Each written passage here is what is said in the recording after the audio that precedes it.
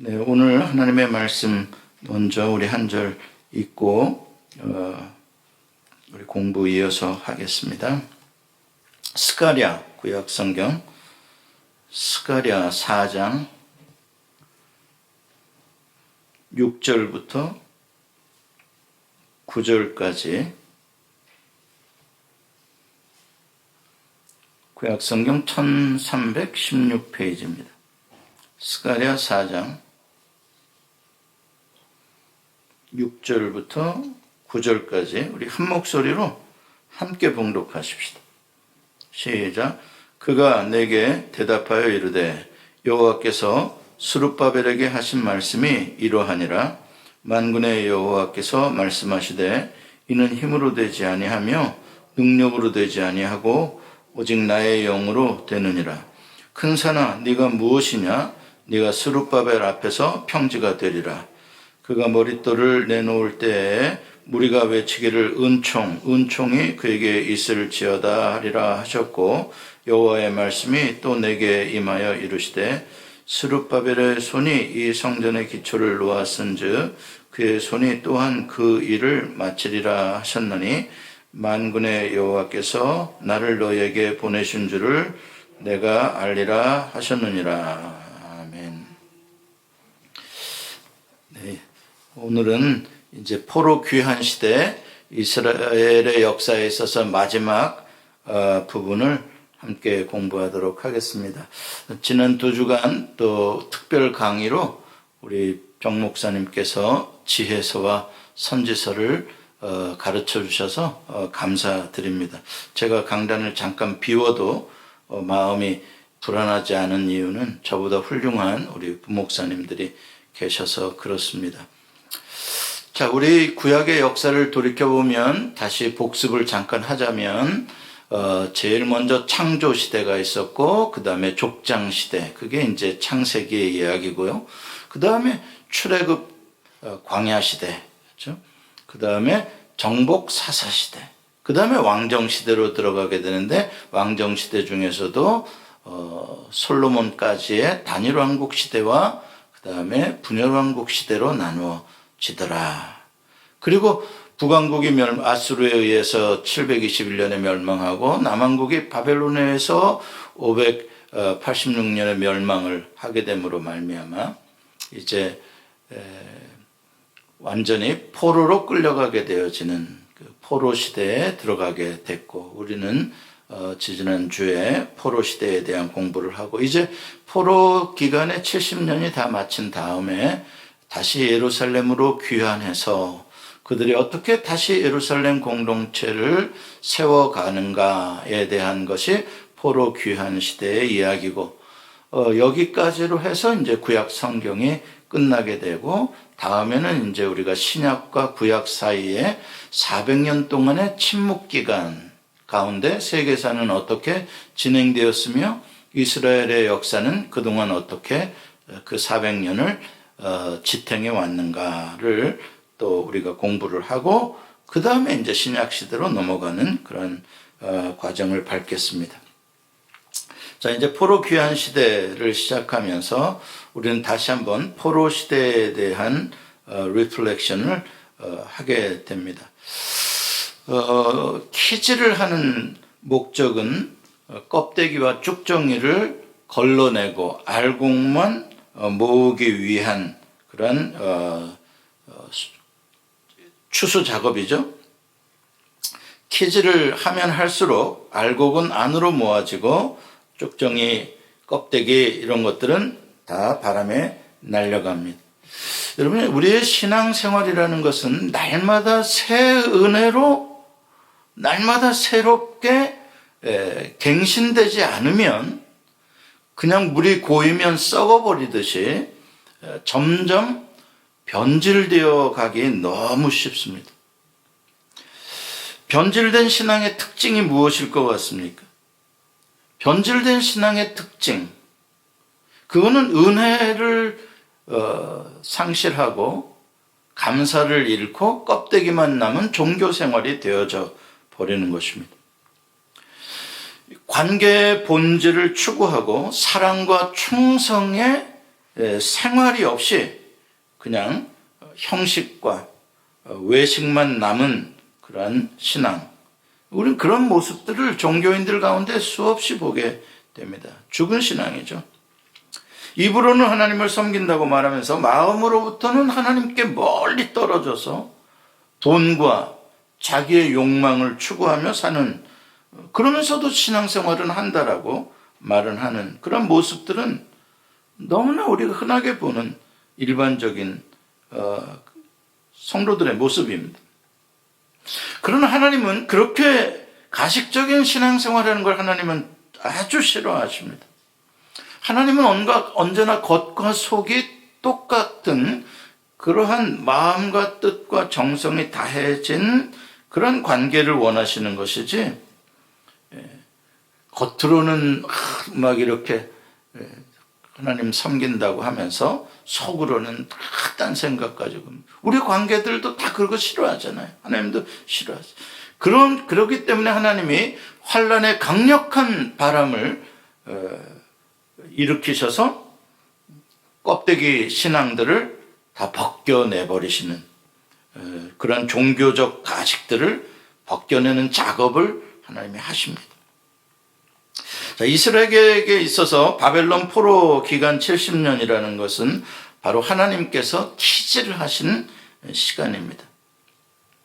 그 키질을 해보니까 눈에 보이는 화려했던 솔로몬의 성전도 사실은 껍데기에 불과한 것이었습니다. 짐승을 수백 마리씩 제물로 바치는 제사 행위도 종교적인 껍데기 형식뿐이었던 것입니다.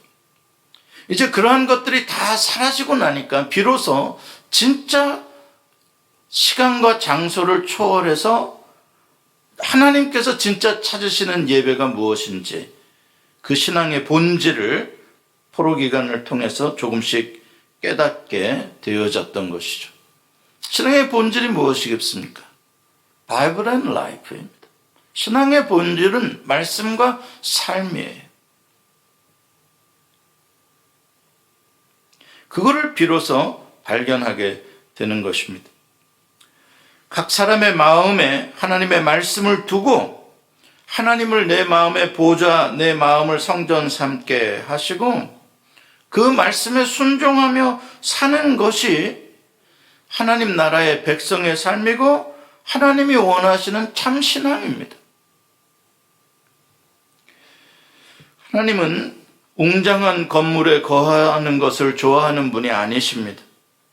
하나님은 주야로 하나님의 율법을 사랑해서 묵상하며 즐거워하며 하나님의 말씀에 순종하는 사람들과 함께 거하시기를 기뻐하십니다. 그들이 비록 광야에 있든 포로로 있든 하나님은 하나님의 말씀에 순종하는 사람들과 함께 거하십니다. 자, 그렇게 70년의 포로 기간이 다 찼을 때 하나님께서 이미 에레미야 선지자를 통해서 약속하신 말씀대로 유다 백성들을 해방시켜 주셨습니다. 그 사건은 기적 중의 기적입니다. 출애굽의 기적만 기적이 아니라 바벨론에서 해방될 수 있었다는 것은 이건 놀라운 기적입니다. 정말 그들은 손가락 하나 까딱하지 않았는데 100% 하나님의 능력으로 하나님의 약속하신 말씀을 성취하셨기 때문에 그렇습니다. 고레스라는 사람이 바벨론을 무너뜨리고 페르시아 제국을 세웠습니다. 그래서 그를 고레스 더 그레이트 대왕이라고 부릅니다. 페르시아의 제국을 세운 사람이죠. 그 당시에 유다 백성들은 벌써 약 70여 년의 포로 생활을 통해서 페르시아 제국 127주에 걸쳐서 프로빈스들, 그 지방에 걸쳐서 대략 한 300만 명 정도가 디아스포라로 흩어져 살고 있었다라고 역사학자들은 생각을 합니다. 그때 여호와 하나님께서 이 고레스 대왕의 마음을 감동하게 하셔서 고레스가 자기가 새 제국을 세우고 칙령을 반포하는데 538년입니다. 주전 538년 칙령을 반포해가지고 특별히 유다 백성들을 지목해서 예루살렘으로 자원하는 사람은 다 갈 수 있도록 자유를 주었습니다. 그리고 그것만 준 게 아니라 가서 너희들의 하나님 여호와를 섬기도록 성전도 지어라 라고 허락도 다 해주었습니다. 놀라운 일이죠. 하나님이 하신. 시편 126편을 보면 그때의 해방 사건에 대해서 이렇게 노래를 지어서 불렀습니다. 같이 한번 읽어볼까요? 시작. 여호와께서 시온의 포로를 돌려보내실 때에 우리는 꿈꾸는 것 같았도다. 그때에 우리 입에는 웃음이 가득하고 우리 혀에는 찬양이 찼었도다. 그때에 문 나라 가운데에서 말하기를 여호와께서 그들을 위하여 큰 일을 행하셨다 하였도다. 여호와께서 우리를 위하여 큰 일을 행하셨으니 우리는 기쁘도다. 여호와여 우리의 포로를 남방 시내들같이 돌려보내소서. 눈물을 흘리며 씨를 뿌리는 자는 기쁨으로 거두리로다. 울며 씨를 뿌리러 나가는 자는 반드시 기쁨으로 그 곡식단을 가지고 돌아오리로다. 이게 바벨론 포로의 기적을 체험한 사람들의 노래입니다. 그 역사적인 사건을 하나님께서 행하신 큰 일이다. Great work. 완전히 miraculous한 그런 워크를 하나님이 하셨다. 일을 하셨다. 이렇게 찬양하고, 심지어는 여호와 하나님을 섬기지도 않는 뭇 나라의 많은 백성들까지도 여호와 하나님이 자기의 백성인 유다 사람들을 위해서 큰 일을 행하셨다. 이렇게 그들도 인정하더라는 것입니다. 사람의 힘으로는 불가능한 일을, 그렇습니다. 하나님은 성취하시는 분이십니다.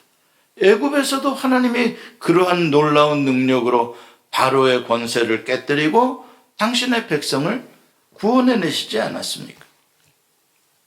이게 바로 고난을 통과하면서 배운 신앙 고백인 것입니다.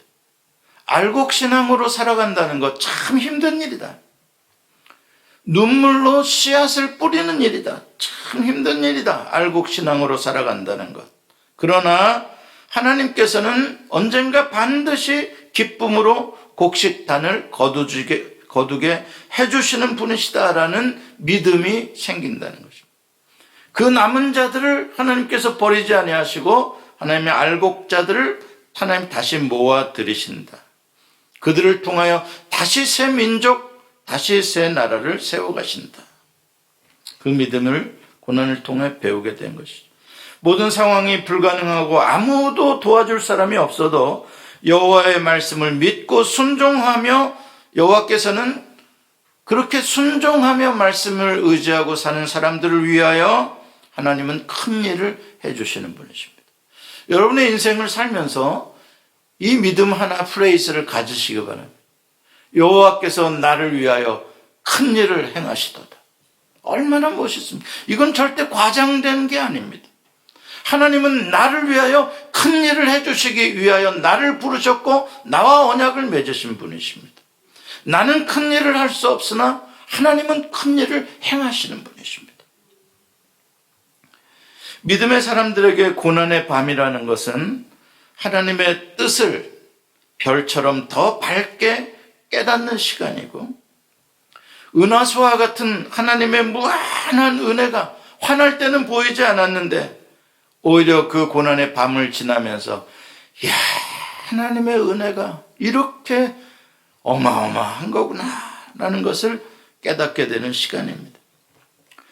그 고레스의 칙령에 따라서 처음으로 스룹바벨이라는 사람이 유대의 총독이 되어 5만 2천 명의 유대인들과 함께 예루살렘으로 첫 번째 귀환을 했습니다. 그 당시 예루살렘에는 가난한 사람들, 천한 사람들, 스스로 돌볼 능력도 부족한 사람들이 부자들의 땅을 이렇게 경작해주고 거기서 세경을 받아서 먹고 사는 사람들이 있었습니다. 그래서 그 지역은 사마리아나 모압 지역의 그러한 유력자들, 본세자들에 의해서 예루살렘과 유대 지역은 많이 지배를 당하고 있는 상태였습니다. 그런데 갑자기 전혀 예상치도 못한 때에 무려 5만 4천 명이라는 유대인들이 바벨론에서 돌아오는 것입니다. 거기다 또 유대 총독까지 하나 세워져 가지고 돌아오는 것이죠. 한번 생각해 보십시오. 그러니 이미 예루살렘에 정착되어서 그 경제 시스템, 정치 시스템을 운영해 가던 사람들에게 있어서는 완전히 이건 엄청난 충격적인 사건이 벌어진 거예요. 5만 2천 명이 새로운 총독과 함께 왔으니 얼마나 이런저런 많은 갈등이 생길 수밖에 없는 상황이 된 것이죠. 자, 먼저 5만 2천 명 그 포로에서 귀환한 사람들에 대해서 한번 우리 생각을 해보십시오. 여러분, 바벨론에서 이제 50년, 70년 자리 잡고 부지런히 살아서 집도 짓고 은행에 저금도 하고 시집장가 보내고 잘 살고 있습니다. 다 정착했어요. 50년, 70년 살았으면 미국 생활 50년, 70년 했다고 생각해 보십시오. 정착했죠. 그런데 그거 다 정리하고 아직 나라도 없는 거예요. 그냥 가도 된다 그랬지. 그걸 정리하고 무려 4개월에 걸쳐서 괴나리 보따리 짊어지고 더블백 짊어지고 자기 땅이 지금 자기 예루살렘에 있는 것도 아니에요. 그 나중에 가서 무슨 자기 땅 문서를 들이댄들 그 무슨 소용이 있겠어. 나라도 없는 마당에 누가 그거를 지켜줘. 아무것도 없는 거예요. 한마디로 말해서. 그 예루살렘을 향해서 돌아가야 된다. 여러분 가시겠어요? 우리 대한민국 세우러 갑시다. 여기서 50년 잘 살고 있는데 우리 대한민국 세우러 갑시다. 아무것도 없는데. 어려운 이야기죠. 그러니까 포로로 귀환한 사람들 5만 2천 명을 잘 보면, 면면히 보면 정말 국가를 세우겠다, 하나님의 나라를 세우겠다라는 정말 그 남은 자로서의 엄청난 사명과 꿈과 비전을 가진 믿음의 사람들도 틀림없이 있었겠지만, 그러나 대다수의 사람들은 바벨론에서 제대로 정착하지 못한 사람들인 거예요. 가난한 사람들인 거예요. 바벨론의 은행에 저금해 놓은 것도 하나도 없고, 땅덩어리도 하나도 없고, 비즈니스도 하나도 없고, 집도 하나도 없고, 이 바벨론에서 이 거렁뱅이처럼 사느니 한번 다시 우리 동네에 가가지고 다시 한번 살아보자. 그런 대부분 많은 가난한 잃을 것도 없는 사람들이 많이 참여를 했다는 것이죠. 자, 그렇게 해서 예루살렘으로 왔는데 말 그대로 뭐가 있어요? 아무것도 없어요. 그들을 반겨줄 사람이 누가 있어요? 어이구 오셨어요. 반겨줄 사람이 누가 있냐고요. 저것들이 바벨론에서 이렇게 떼거지로 와가지고 저 어쩌자는 거예요. 전부 다 경계하죠. 그렇잖아요. 딱 경계하잖아요. 그러니까 이미 예루살렘에서 경작하고 살아가던 거기 있는 그 또 가난한 사람들과의 마찰을 피할 수가 없었던 것이죠. 아무튼 그들은 그 먼 길을 또 새로운 하나님의 나라 새 시대를 열어보겠다고, 새 인생을 살아보겠다고 그렇게 도전해서 믿음으로 꿈을 갖고 왔지만 현실은 하나도 안 반가워하는, 현실은 정말 바벨론보다 더 어려운 그런 고난이었다는 것입니다. 여러분, 우리가 이걸 잘 봐야 돼요. 이렇게 하나님의 새로운 역사를 시작하는 알곡들, 남은 자들은 편안하고 안락한 삶의 둥지를 떠나서 이렇게 힘든 새로운 모험의 세계 속에 리스크를 안고 들어가는 거예요. 그래서 새로운 하나님의 나라를 또 만들어내는 것이죠. 하나님의 역사를 이루는 것이죠. 절대 그들을 위해서 밥상 차려놓고 야 와서 먹어라 이게 아니에요. 우리 이민도 그렇죠. 대부분이요. 물론 뭐 훌륭한 사람들도 돈 많이 가지고 이민 올 수도 있지만 그렇지 않은 대부분의 사람들은 그냥 여기 와서 정말 열심히 일하잖아요. 다 차려놓은 밥상이 어디 있습니까? 그리고 요새는 뭐 그래도 비즈니스를 와서 사기도 하고 뭐 이렇게 하지만 옛날에는 진짜 뭐 다들 옛날 사람들은 100불, 200불 가지고 왔다 그러더라고요. 다 물어보면 300불도 없어 보면. 그렇잖아요. 다 뭐예요? 새로운 도전에는 언제나 그러한 고난이 따르게 돼요. 하나님의 일을 하고 하나님의 뜻하는 세계 속에 내가 들어가겠다. 하나님이 이끄시는 곳으로 가겠다라고 생각하며 하나님의 세계로 가고자 하는 자는 언제나 그걸 각오해야 돼요. 여러분들도 이 애틀랜타로 그래서 각오하고 오셨잖아요. 오셔서 열심히 살았잖아요. 하셨잖아요. 저도 개나리 보따리 싸가지고 미국으로 왔잖아요. 새해를 일으키시는 거예요.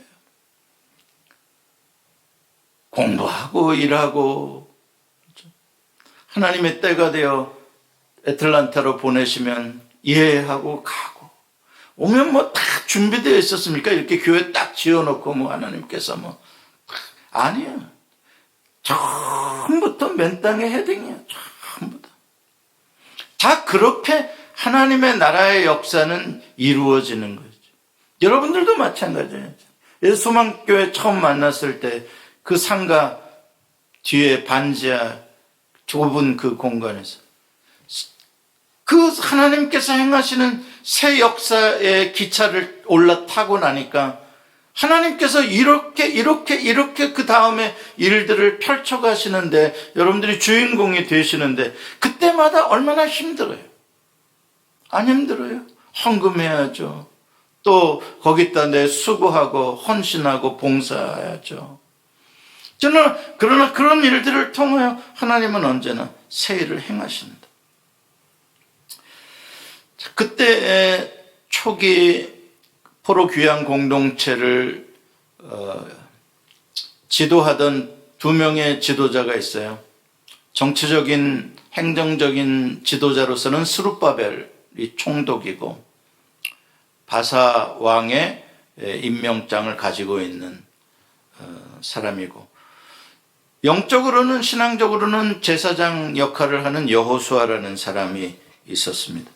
이 둘이 두 감람나무처럼 등대에 기름을 붓는 그렇게 이스라엘 유대 공동체의 포로교양 공동체를 인도하는 지도자들이었습니다. 자, 그들이 이제 어떻게 하면 다시 그 예루살렘 커뮤니티를 하나로 만들어낼 수 있을까? 이게 큰 숙제잖아요. 아까 말씀드렸잖아요. 이미 기존에 70년 동안 예루살렘 땅을 기경하며 먹고 살던 세경하던 농장 그 농부들이 있고 가난하게 천하게 살던 사람들이 있고 또 그 땅을 직접 소유하고 있는 또 각 지방의 그런 호족들 유력자들이 있고 그들이 얼마나 이게 돈 문제, 경제적인 문제로 갈등이 심하겠어요. 그런 가운데 어떻게 하면 스룹바벨과 여호수아는 그들과의 마찰을 최소화하면서 예루살렘 공동체를 만들어야 되잖아요. 그 사람들을 다 쫓아낼 수도 없는 거고 그럴 만한 힘도 없고 또 그들을 그냥 놔두고 자기들이 어디 한쪽 구석에 가서 살 수도 없고 함께 이걸 민글해가지고 이 예루살렘 공동체를 만들어야 되니 얼마나 어려운 리더십이에요.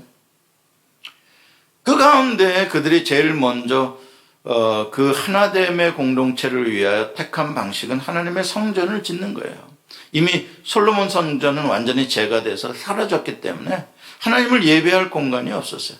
솔로몬 성전의 성전의 터만 조금 기초석 같은 터만 조금 남아 있었던 것이죠.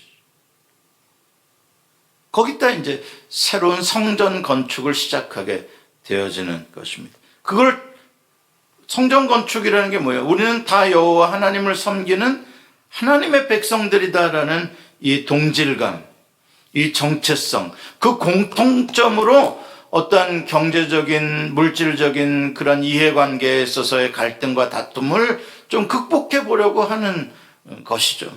신앙적, 정치적 노력입니다. 어쨌든 하나님 여호와가 통치하는 나라를 다시 세우기 위해서는 하나님 여호와 왕께서 거하시는 성전을 지어야 한다라는 명분은 모든 사람들에게 동의를 얻을 수 있는 것이기 때문에 그렇게 성전 건축을 시작을 했던 것입니다. 이러한 것들은 언제나 새로운 공동체를 시작할 때에 반복되어지는 일입니다. 출애굽 공동체도 허다한 잡족들이 히브리 백성과 함께 애굽에서 나왔잖아요. 거의 200만 명이나 되는 사람들이. 그때 그들을 여호와 하나님 신앙 공동체로 하나의 나라의 정체성으로 만드는 작업이 성막을 건축하라는 일이었다. 그걸 알고 있죠. 그러나 안타깝게도 이 스룹바벨과 여호수아 제사장이 시작한 성전 건축 사역은 두 가지의 이유 때문에 중단되고 말았습니다. 첫 번째 이유는 주변에 있는 사마리아나 또 저 위에 니느웨나 또 모압이나 에돔이나 모든 그 주변에 있는 유력자들, 정치인들, 아무튼 그동안 유대하면 아주 지긋지긋하게 싫어했던 그러한 사람들이 다시 저 지긋지긋한 유대인 저놈들이 죽지도 않고 다시 포로에서 돌아와가지고 또 지들만의 또 공동체, 그게 있잖아요. 유대인들은 아주 자기들만의 이거 굉장히 강하잖아요. 그렇기 때문에 그 엔터세미티즘이 생기는 거 아닙니까? 반유대주의가. 그 당시에도 똑같았던 거예요. 저들이 와가지고 또 무슨 쑥떡궁을 벌리고 저런 건지 모른다고 굉장히 싫어했던 거죠. 그래서 성전 건축하는 일을 갖다가 악의적으로 아닥사스다 왕에게 이들이 상소문을 보내요. 편지를 보내요. 저 유대인들이 지금 왕을 배신하고 세금도 내지 않고 저렇게 독립하려고 성전을 짓고 성곽을 세우고 있다. 성곽까지 한다라고 또 보태가지고 그렇게 악의적인 편지를 보내니까 멀리서 있던 아닥사스다 왕은 그게 진짜인 줄 알고 즉시 공사를 중단하라라고 명령을 했습니다. 자, 두 번째 이유는 성전이 공사가 중단된 두 번째 이유는 하나님의 백성들, 이 유다 백성들의 경제적인 어려움이에요. 아까도 말씀드렸잖아요. 서두에 도라는 왔지만 먹고 살기가 너무 힘들었던 거예요. 자기의 재산이라고 할 만한 게 없는 거고 땅도 없는 거고 거기다가 또 왜 이렇게 어려울 때 또 설상가상으로 기근은 자주 들었는지 가뭄이 왔는지 수확은 점점 줄어들고 자 그런데 거대한 성전 건축 사역을 해야 되는 거예요. 아무리 수룹바벨 성전이 솔로몬 성전에 비해서 적다고 해도 지금 절대적으로 솔로몬 왕국을 지을 때의 국력, 그때의 국가의 부 상태와 지금 이 거렁뱅이들처럼 포로 귀환한 불과 5만 몇천 명 그 사람들의 재정적인 능력은 비교할 수가 없잖아요. 수천 수만 배 차이 날 때전. 그런 사람들의 주머니에서 헌금을 해가지고 이 성전을 지어야 되고 그들이 노동력을 제공해서 돌을 날라야 되고 한다는 건 엄청난 희생을 각오하는 것이죠. 그러다 보니까 처음에는 막 포로로 귀환했다는 감동 때문에 막 뜨거워서 막 합시다, 막 우리 합시다 이랬지만 이게 하루아침에 건축이 되는 일이 아니잖아요. 한 1년 지났는데도 이게 진도가 안 나가. 어려워. 거기다가 막 정치적으로 이런 어려움까지 오게 되죠. 그러니까 한 사람 빠지고 두 사람 빠지고 세 사람 빠지고 이제 스물스물 빠져나가는 거예요. 성전 건축하게 오시오 이렇게 돌아가면서 이제 5만 2천 명이 돌아가면서 이렇게 당번을 정해가지고 건축하러 올 거 아니에요. 그러면 누구누구 아버지는 왜 안 나왔대? 아프대. 빠진 거예요. 빠져. 그러니까 다음에 나도 빠진다. 나도 코비드 걸렸다고 안 나간다. 그리고 다 이제 빠지기 시작하는 거예요. 자, 그런 이제 어려워서 현실적으로 먹고 사는 문제 때문에 이제 성전 건축을 할 수가 없었던 것이죠. 자, 그렇게 해서 중단이 된 상태로 무려 몇 년이 지나가냐? 16년이라는 세월이 긴 세월이죠. 중단됐어. 16년 동안 완전히 잡초만 우거지고. 그런데 그때에 또 한 번의 기적이 일어나는데, 그 당시는 이제 아닥사스다 왕이 아니라 다리오라는 왕이 다스릴 때인데, 다리오 왕이 왕의 문서들을 보관하는 보관소에서 무슨 문서를 하나 발견했냐면 고레스 왕의 칙령 문서를 발견했는데, 특별히 이 유대인들을 예루살렘으로 돌아가도록 허락해주면서 여호와 하나님을 위해서 성전을 짓도록 허락해주고 재정적으로도 후원해준다라는 그 칙령 반포한 거를, 그 문서를 찾은 거예요. 이 다리오가. 그러니까 이거 무슨 소리냐. 이거 이미 대왕이 허락한 건인데 무슨 이걸 가지고 무슨 반역한다고 무슨 못 지게 하고, 이건 있을 수도 없는 일이다. 악의적인 그거는 의도다.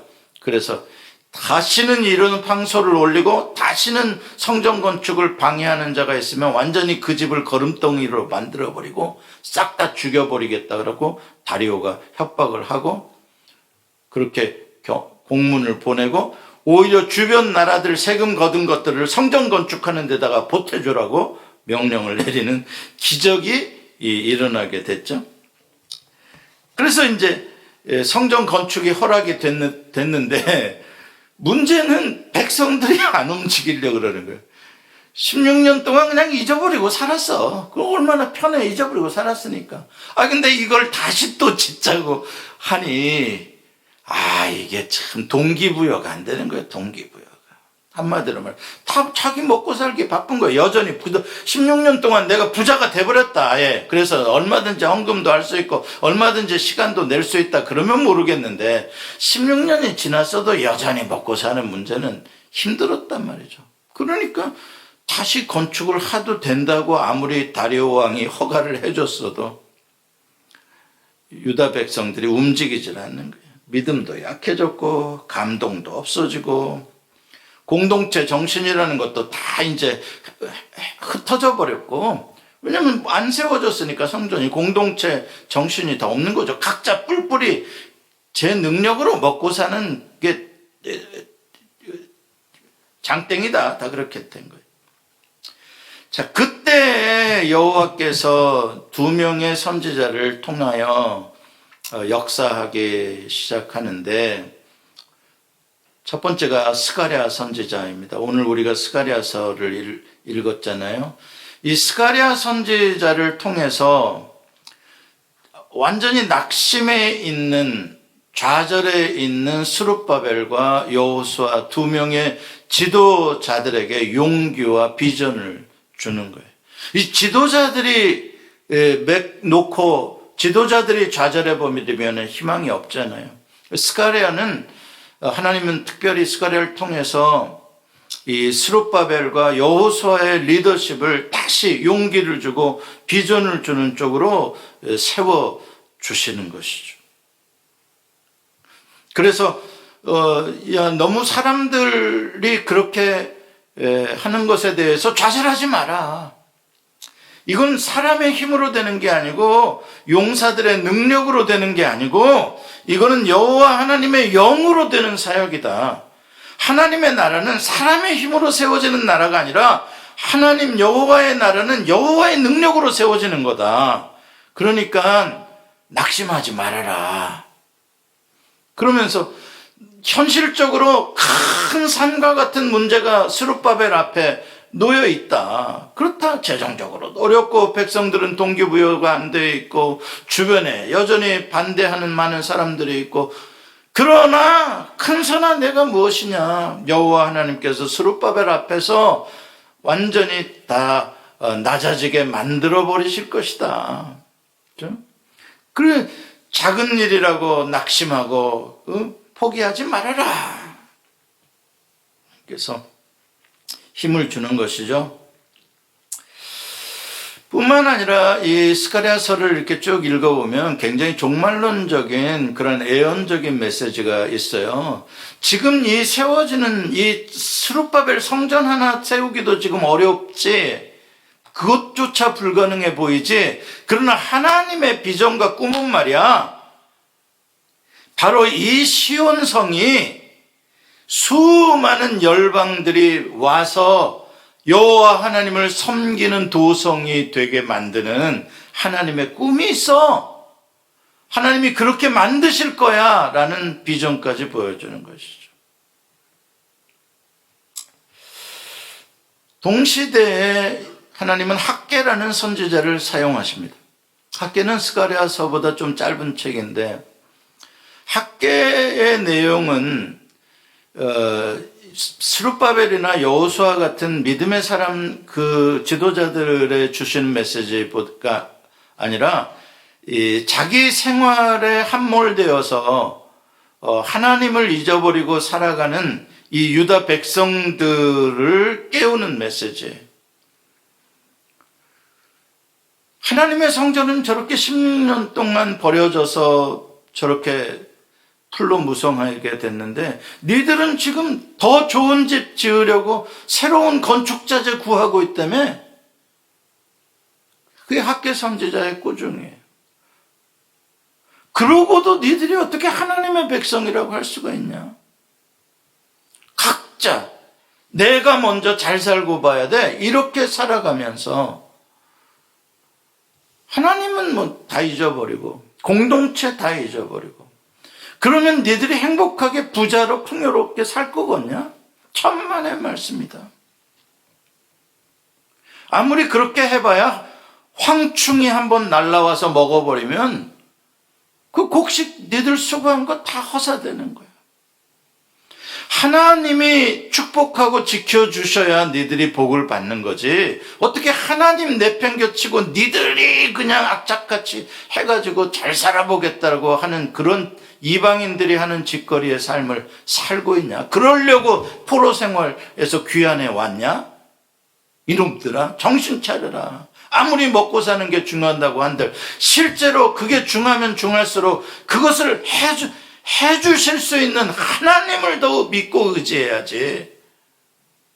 하나님 버리고 먹고 사는 일 내 힘으로 해결하겠다고 뛰어다닌, 성전 건축 허락 다 떨어지고 이제 할 수 있게 다 상황이 됐는데도 눈치나 실실 보고 아이고 아직도 힘들어요, 아직도 어려워요, 조금 더 살만해지면 합시다, 좀 돈 좀 모아지면 합시다, 다 변명이나 하려고 그러고.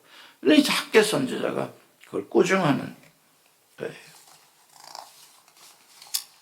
다행히 스룹바벨과 여호수아가 다시 용기를 얻고 학개 선지자의 말에 백성들이 회개하고 돌아오기 시작했고 헌금하기 시작했고, 그래서 이제 건축 사역이 이제 시작이 되는 거죠. 그래서 4년 반 만에 주전 516년에 스룹바벨 성전이 완공이 돼요. 제2성전이라고도 하죠. 솔로몬 성전, 그 다음에 귀환에서 세운 스룹바벨 성전. 솔로몬의 성전에 비해서 초라하기 짝이 없지만, 그러나 하나님은 그게 중요한 게 아니시잖아요. 하나님은 얼마나 화려한 성전을 지어드리냐가 중요한 게 아니잖아요. 그건 분명히 하나님이 여호와가 다시 시온에 좌정하시고 하나님의 나라를 다시 세우시면 통치하신다는 상징적인 분명한 표시였던 것이죠. 자, 그로부터 성전 건축이 되고 나서 그로부터 한 50여 년 가까운 세월이 지나가서 누가 등장을 하게 되냐면 에스라라는 사람이 등장을 하게 됩니다. 에스라는 학자들에 의해서 조금씩 의견은 다르지만 주전 480년쯤에 태어났다. 페르시아에서 태어났다. 그리고 여러분 제가 포로 시대 때 이야기 말씀드렸잖아요. 젊은 에스라는 불과 20대 약관 그 20대의 나이에 이미 모세오경 율법서의 박사가 된 능통하고 그리고 모든 구약 서적들 그 당시에 수집 가능했던 구약 서적들을 문서들을 수집해서 편집하고 심지어는 그의 말년에는 연대기를 그게 우리가 보는 역대상하죠. 그 연대기를 유다 지파를 기준으로 해서 완전히 정리하는 그런 탁월한 실력을 가진 사람입니다. 그가 이제 누구냐면은 혈통적으로는 아론과 비느하스의 직계 후손이고요. 마지막 제사장의 또 후손이기도 합니다. 그래서 에스라는 학사라고 되어 있지만은 이 학사라는 말은 성경에서 학사라고 표현하는 것은 이제 서기관 내지는 박사 뭐 이런 의미를 가지고 있는 거죠. 제사장으로서 사역을 하게 되는 것입니다. 그 사람이 주전 458년에 이제 두 번째로 귀환을 하게 돼요. 예루살렘으로 귀환을 하게 됩니다. 이걸 2차 귀환이라고 하는데 그때는 주로 에스라가 어떤 사람들을 주로 많이 데리고 오냐면은 제사장 가문의 사람들, 혈통의 사람들, 제사장 가문 혈통의 사람들, 레위 지파 혈통을 가진 사람들, 주로 그 사람들을 중심으로 한 유다 백성들을 이끌고 이제 예루살렘으로 돌아오게 됩니다. 약 5천 명 정도가 그때 돌아왔다 이야기를 합니다. 특별히 이 에스라는 하나님의 말씀을 지키지 않아서 나라가 망했다는 것에 대해서 뼈저리게 느끼고 깨닫고 다시 세워지는 이 나라만큼은 진짜 하나님의 말씀에 순종하는 그러한 율법 법치국가가 돼야 된다는 사실을 강조했던 사람입니다. 엄격하게 그 율법을 적용하려고 했던 사람이죠. 그래서 제일 먼저 그 개혁 작업을 한 게 바로 뭐냐면은 이방인과의 결혼 문제. 이미 뭐 한 70여 년의 세월이 지나면서 디아스포라로 흩어져 사는 가운데 많이 이 혼혈이 될 수밖에 없는 그런 상황들이 있었던 거죠. 그리고 그걸 많이 이제 묵인할 수밖에 없었고요. 그래서 이제 예루살렘에 돌아와 보니까 그렇게 혼혈 이방인 여자를 아내로 취한 사람들이 상당히 있었다는 이야기입니다.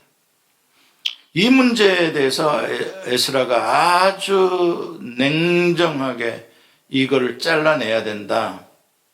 아마 그 솔로몬의 그 이방 여자들과의 결혼이 결국 타락한 것들에 대한 원인 제공이라는 것에 대해서 아마 에스라가 굉장히 심각하게 생각했던 것 같아요. 그래서 무조건 그런 이방인 아내를 다 추방시켜라. 파혼하고 추방시켜라. 사실 엄청난 일이죠. 사실 엄청난 일 아닙니까? 각 가정마다 곡소리가 나는 이야기죠. 엄마가 떠나야 하는, 말짱에 나이라도 많은 엄마면 그거 어떡하냐고요. 이방인이라고 떠내보내야 되는 일. 잔인한 그런 것이죠. 그렇게까지 했어요. 그래서 학자들은 혹 룻기가 이러한 것들에 대한 반작용으로 기록된 책이 아니냐 하는 그런 이야기도 하기도 합니다.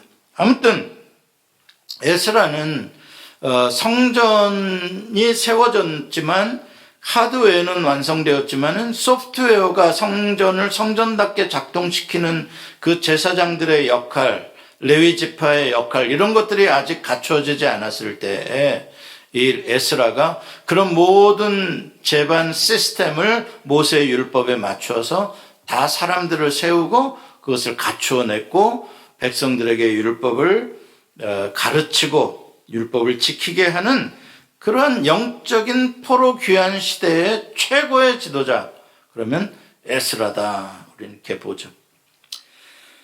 그런데 한 가지 숙제가 여전히 남아있는 게 있었어요. 성전 세워졌고 그 제사 시스템 잘 돌아가게 됐고 율법 지키게 됐는데 뭐가 문제냐? 문제가 뭐냐면 성벽의 문제예요. 이제 성벽이 옛날 바벨론에 의해서 허물어진 채로 그대로 남아있는 거예요. 포로 귀환해서 무려 80년, 90년의 세월이 지났는데도 아무도 성벽을 재건해내지를 못한 거죠. 성전은 어떻게 간신히 지었는데, 그죠? 50년, 60년 성전 짓고 나서 5, 60년의 세월이 지나도록 성벽은 쌓을 수가 없었던 거예요. 여러분, 옛날에 고대에는 성벽이 없다는 거는요, 하루하루가 불안 가운데 자는 거예요. 잠자는 동안에 그냥 침략자들이 들어와서 불질러 버리면 다 알잖아요. 영화 같은 데서 난. 그러니까 이 성벽이라는 거는 최소한의 삶의 안전장치인데 그거 없이 그냥 여전히 불안하게 사는 것이죠. 거기다가 80년, 90년의 포로기가 귀한 시대가 지났는데도 여전히 이 빈곤의 문제, 어려움의 문제는 여전히 이 기근과 싸워야 하는 문제는 남아 있었고, 자, 그런 소식을 누가 듣게 되냐면 페르시아 왕궁에서 고위직으로 있던 관리였던 느헤미야라는 유대인이 그 포로로 귀환한 그 형제들의 이야기를 듣게 돼요. 그때가 언제라고요? 포로 귀환 1차 포로 귀환 세대로부터 약 80에서 90년 세월이 지난 후의 이야기입니다. 에스라가 포로 귀환하고 나서 약 2, 3년 후의 이야기이기도 하고요. 자, 그때의 느헤미야는 페르시아 왕의 이제 아닥사스다 2세, 3세 그 왕 때에 술 맡은 관원장이었다. 이렇게 이야기를 합니다. 술 맡은 관원장이라는 건 여러분 아시는 대로 왕의 가장 신임을 받는 최측근인 걸 아시죠? 어드바이저예요. 그냥 술 따르는 정도가 아니라 모든 연회, 모든 왕의 마음을 함께 나눌 수 있는 그러한 가장 신뢰하는 사람이 술 맡은 관원장입니다. 대통령의 복심이라는 사람이죠. 그런 사람입니다. 그러니까 유대인으로서 이만한 지위에 올라간다는 것은 정말 놀라운 일이죠. 완전한 출세고 대단한 권세입니다. 근데 느헤미야는 놀랍게도 그런 자기 개인의 성공과 그런 편안함, 그런 권세 이런 것들은 둘째고 이 여호와 하나님의 공동체, 예루살렘 공동체, 다시 유대인들이 세우는 그 하나님의 그 나라, 그것이 우선순위였던 거예요. 그래서 그 소식을 들으니까 너무 슬퍼서 금식을 하며 울었다, 기도했다라고 이야기를 합니다. 그 가운데 하나님의 도우심을 구하며 하나님의 뜻을 구하며 기도하는 가운데 느헤미야가 하나님의 뜻을 발견하죠.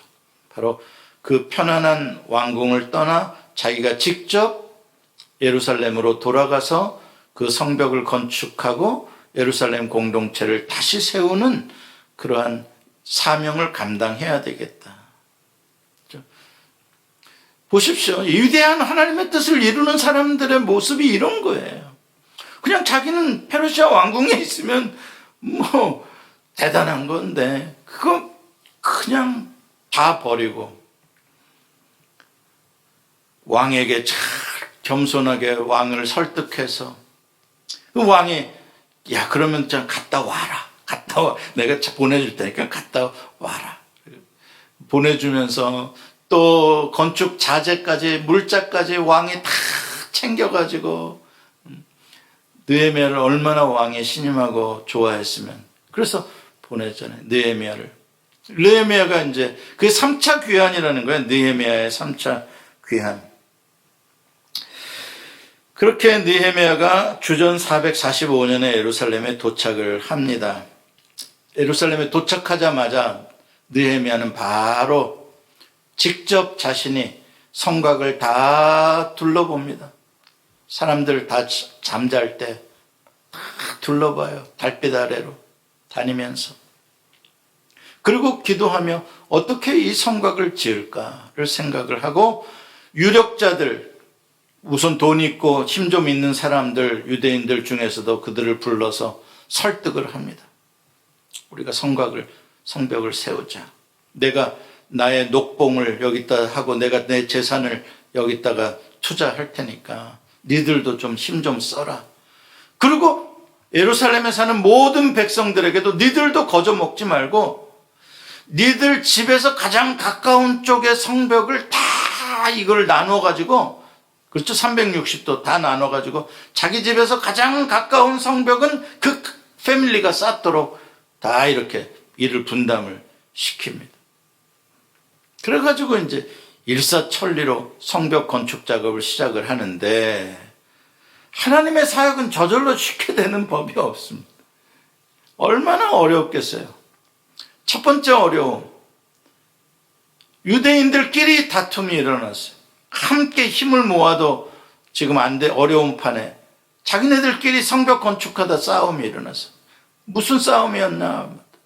가난한 자들이 막 울고 불고 막 원망을 하고 막 우리 안 한다고 막 하고 가난한 사람들이 왜 그러냐 그랬더니 아니 성벽 건축하느라고 일도 제대로 못하고 이렇게 우리가 열심히 이걸 하고 있는데 우리한테 돈 빌려준 저 부자들은 빨리 이자 갚아라 원금 갚아라 맨날 우리를 닥달을 치니 우리가 언제 이자 갚고 우리가 원금 갚으면서 성벽대로 건축할 수가 있습니까? 우리 못해 먹겠습니다. 싸움. 그러니까 부자들은 또 우리 당연히 때 돈 빌려준 거 이자 받는 건데 뭐 성벽 건축한다고 그럼 그거 안 내면 되겠냐? 또 그렇게 싸우는 거예요. 그때 느헤미야가 기도하면서 부자들, 채권자들을 불러요. 채권자들을 불러서 이 사람들아, 당신들은 그래도 먹고 살만하지 않냐? 이렇게 우리가 한 공동체를 세우겠다고 이렇게 힘을 낼 때는 당신들이 좀 가난한 사들의 형편을 좀 봐줘야 되는 거 아니냐. 이자 그것도 받지 말고 이럴 때는 좀 아니 원금 갚는 것도 좀 유예해 주고 이렇게 해야 같은 동족이고 그 같이 사는 거지. 이렇게 각박하게 가난한 자들 채무자들을 닥달해가지고 어떻게 우리가 이 사역을 하겠냐. 꾸중을 하는 거죠. 훌륭하죠. 훌륭한 지도자예요. 왜냐면요 지도자일수록 부자들 편에 서고 싶거든요. 왜냐면 걔네들 주머니에서 나오는 게 많으니까요. 가난한 사람들 편 들어줘봐야 고맙다고 안 해요. 더 달라 그러죠. 알잖아요 여러분들. 아무리 가난한 자들을 위해서 정치를 해보십시오. 가난한 자들이 표 줄 것 같아요? 안 줘요. 저 집은 나보다 더 받았대는데? 그러고서는 그런 거예요. 그런데 느헤미야는 그 위기를 그렇게 극복을 하고 다시 내부의 화합을 이루어서 진행을 시켰어.